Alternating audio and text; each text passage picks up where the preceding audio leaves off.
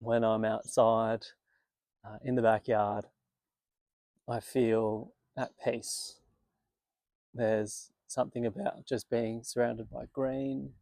There's at the moment there's a light breeze coming through. The sun is just gently warming me, and I can hear birds, and it's just calming. And essentially, what's happening here is I am porous to my environment and the context that I find myself in. Like, I can be in a really bad mood and step out into the garden, into this environment, and those bad feelings either melt away or are just tempered by this beautiful environment that I find myself in. So essentially, human beings are sensitive to the context that they find themselves in. And there's a whole wide range of different sort of subconscious messages from the environment that you find yourself in that has an impact on your mood without you attempting to change your mood. And I call this the bathtub theory of emotion and mood. What do I mean by the bathtub theory? Basically, we are bathed in our environment. Right? Think of yourself as this organism that is just bombarded with sensory information from the environment. And that sensory information is weighed, and a judgment, if you want to call it a judgment, is made by your nervous system as to how it should be feeling right now. Imagine that you're in a dirty, cold bath in an uncomfortable bathroom. Maybe there's like a light that doesn't work and it's like flickering. And there's a weird smell in the air. How would you feel in that environment? It wouldn't really matter what your mood was prior to coming in. You're going to feel anxious, on edge, uncomfortable. You're going to have a bad mood. Now, let's say that the bath is the perfect temperature. It's got a nice smell to it. There's a candle lit in the corner. It's just dimly lighting the room. You have some, I don't know, whale sounds playing in the background. It's a calming, serene bath. It doesn't matter how you felt prior. That environment's going to lift your mood. It's going to make you feel better. And it's true of every environment that we find ourselves in. So one of the most effective ways to change how we feel is not necessarily to willpower your way into better emotions or, reciting a mantra. It's to change the context that your brain is embedded in, or change the environment that you find yourself in. Now, there were two kinds of environments I'm talking about here. The first kind is your external world. So let's say you're in a very cluttered house and it's just noisy and chaotic and you're feeling overwhelmed. That's something that can happen to me. I tend to not deal very well when there's lots of things going on. And I have the tendency to become like frustrated and upset in that sort of setting. I have two ways of dealing with that. I could try and force myself to feel better, which in my experience doesn't work. Or I can take myself outside for 5 minutes, allow the effects of that calming environment to take root, and then bring that back into the environment that I find chaotic and stressful. Or in that calming environment, I can come up with a simple plan to help me navigate that chaotic environment that I find overwhelming. So it's kind of like a metacognition or an awareness of your cognition in the act of going into an environment that is better for you. You recognize that the environment's not working for your capacity to think. And so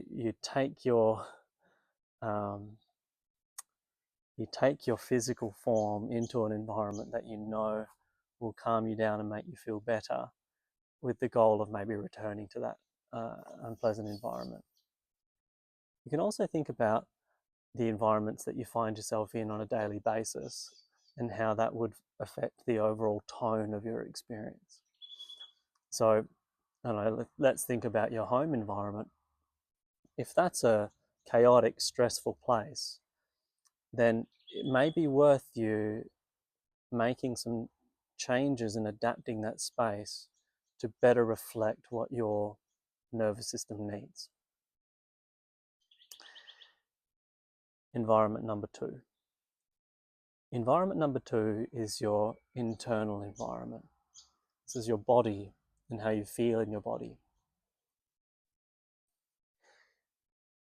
I can become quite anxious, and anxiety manifests in the body, for me anyway, as tension in my muscles, tightness in my chest.